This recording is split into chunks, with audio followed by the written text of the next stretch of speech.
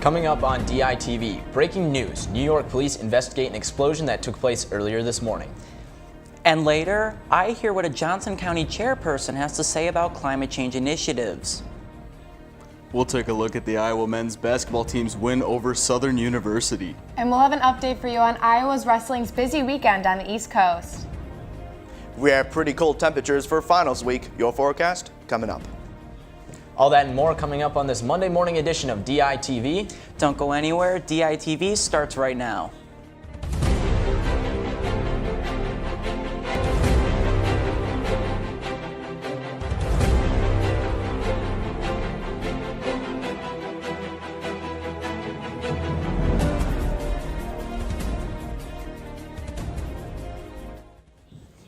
Good morning and thank you for tuning in. I'm Bo Bowman. And I'm Ethan Gutstein.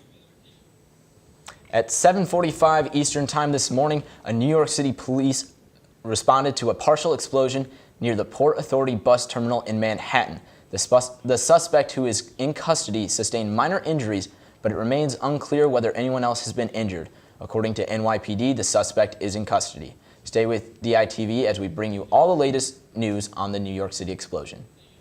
Protests in Jerusalem have escalated to violent clashes near the U.S. Embassy. The protests are in response to President Donald Trump's decision to recognize Jerusalem as the capital of Israel. Security forces fired tear gas and water cannons to force back protesters close to the embassy in Beirut.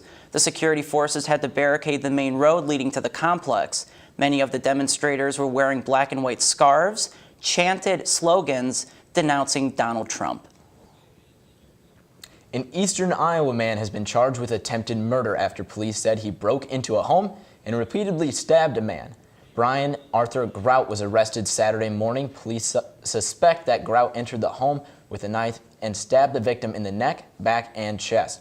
The victim is in the Iowa City Hospital with life-threatening injuries.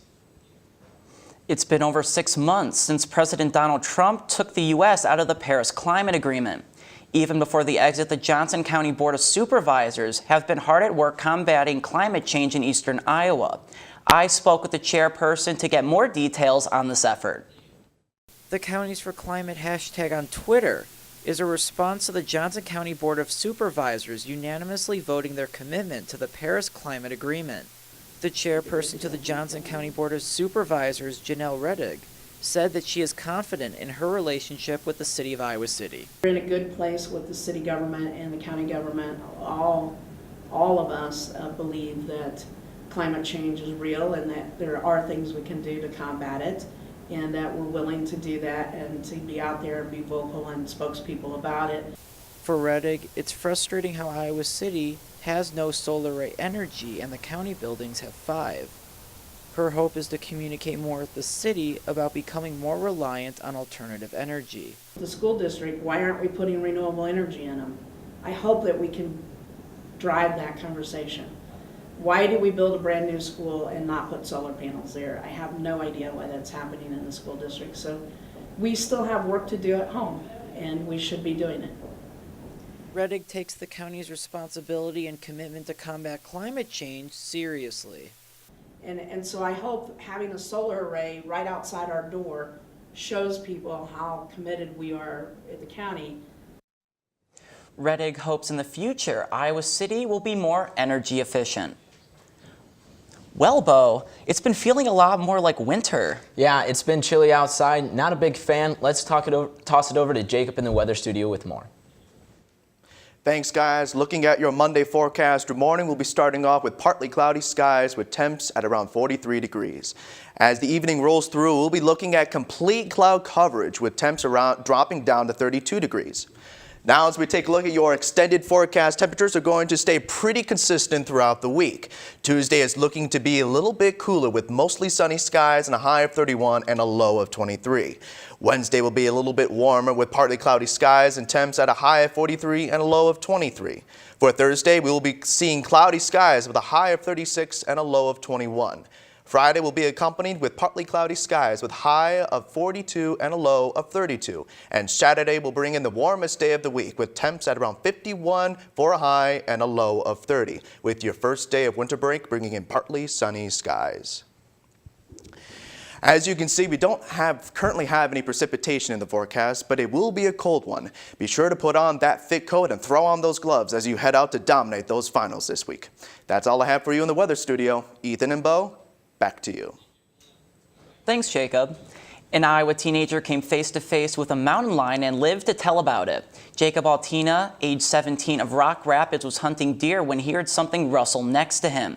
Just 15 feet away from Altina stood a mountain lion. He immediately shot at it, hitting the lion in the shoulder. He plans to mount the 80-pound lion in his house. This is the 6th mountain lion killed in Iowa this year.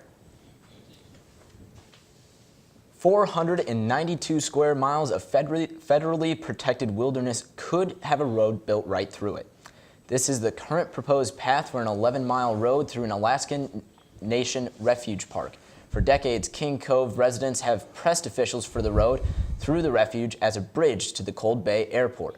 Federal administrations always rejected the idea because wilderness areas are protected by federal law.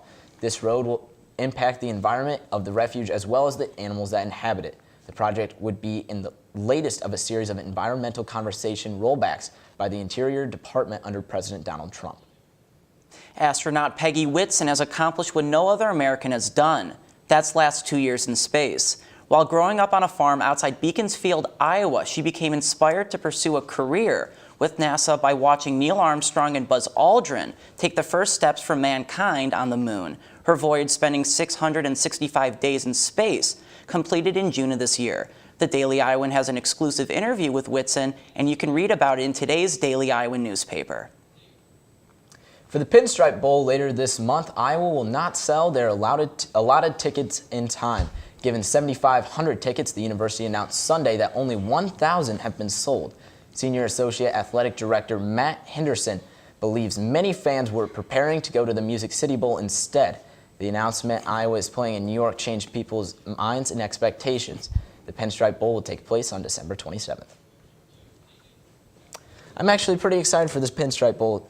It'll be fun to see what the Hawkeyes can pull out against Boston College there. Exactly, and I heard that there's news coming out of Iowa football from this weekend. Let's toss it over to Jacob and Nicole in the sports studio to get more on that. Guys? That is correct. We do have some big news concerning football this week with Brandon Snyder and Josie Jewell. Yes, the Iowa football team has received a little bit of bad news this Sunday morning. Junior safety Brandon Snyder was cited by the University Heights Police for operating while intoxicated. Today, head coach Kirk Ferentz released a statement addressing the matter. Ferentz said, quote, "We are aware of the incident involving Brandon. While we are currently gathering additional facts, we are very disappointed to learn of Brandon's involvement. Brandon is subject to the rules and regulations of the UI Student Athlete Code of Conduct and the rules and regulations of our football program," end quote. Snyder missed most of the season with a torn ACL injury before coming back for the Illinois game and re-tearing it. Stay with GITV Sports for more updates on this incident. On a lighter note, linebacker Josie Jewell was awarded the Lot Impact Trophy for his efforts during his senior campaign. The award is given to a defensive player who has the biggest influence on their team. As an all Big Ten selection, Jewell recorded 136 tackles, 13.5 tackles for loss, and 11 pass breakups. And let's not forget, he did have all of this while maintaining a 3.0 GPA in environmental studies, so big congrats to Josie. The Iowa men's basketball team took on Southern University in Carver Hawkeye Arena last night, looking to end their 4-game losing streak and gain some confidence back after a tough loss against Iowa State. And of course, they were successful. Freshman Luca Garza led the team with a 23-point overall to contribute to Iowa's 91-60 victory. With 50 seconds left in the first half, Garza even put up a three-pointer, and Iowa took a 41-31 lead going into halftime. The second half was completely dominated by the Hawkeyes compared to a slow start of the first half. The offensive game came alive in the second half, and Coach McCaffrey credits the win to their aggressive play. I thought he was a dominant force, and I felt like as soon as I put him in, he was playing well. He's practiced really well. A lot of guys, you take him out of the starting lineup, and they don't react the way he's reacted. Yeah, it just feels great to win. It felt good out there. I just tried to come off the bench and get some energy.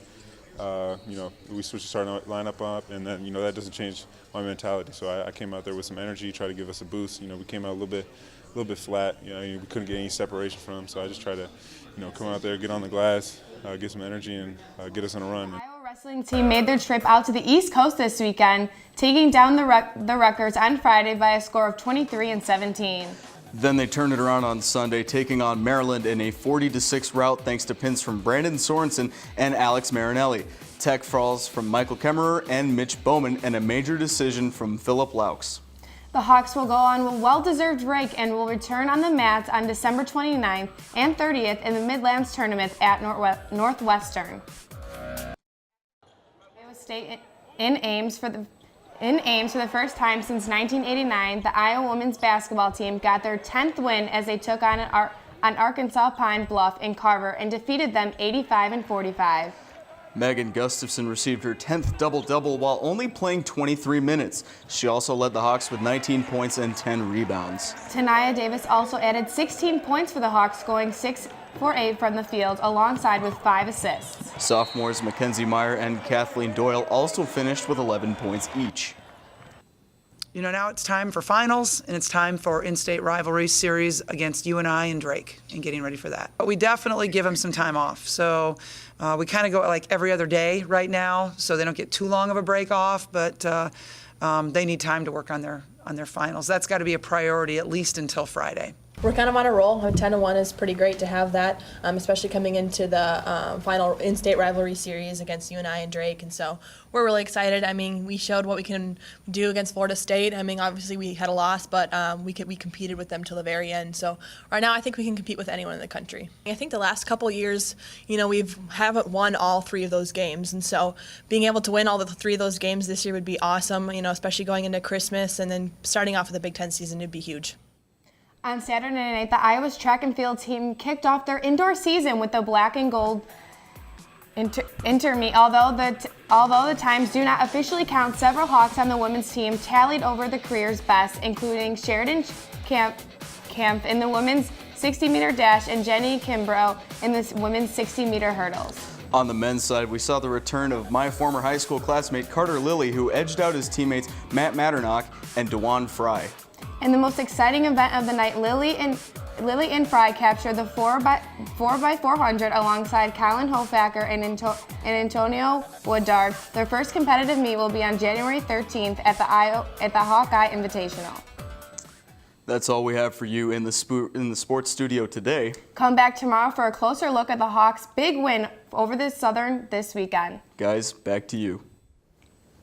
Hampshire Auditorium was host to the second round of the Iowa City School District Spelling Bee.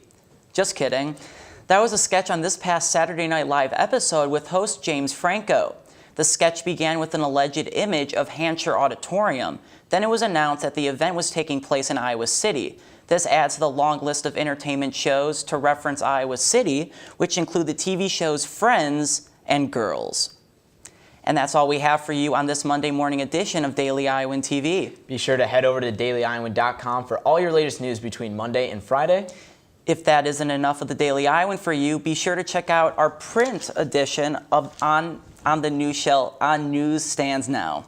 For Daily Iowan TV, I'm Bo Bowman. And I'm Ethan Gutstein. Have a good day, Iowa City.